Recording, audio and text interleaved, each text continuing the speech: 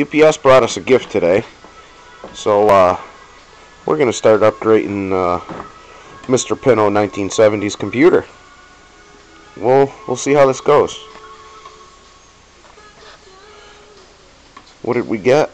Well, we're getting rid of the BGF 7800 GTOC. That's a 512 meg card. And we're going to replace it with this guy here. 1 gig. I'm an Asus fan myself. We got a Freezer Pro heat pipe.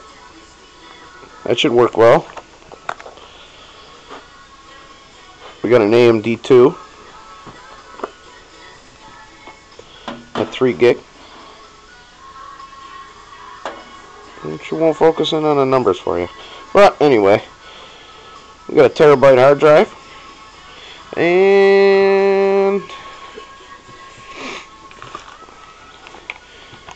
4 gig of some G-Skill. Pretty sexy stuff. It ought to work well. Nope. There's the turd.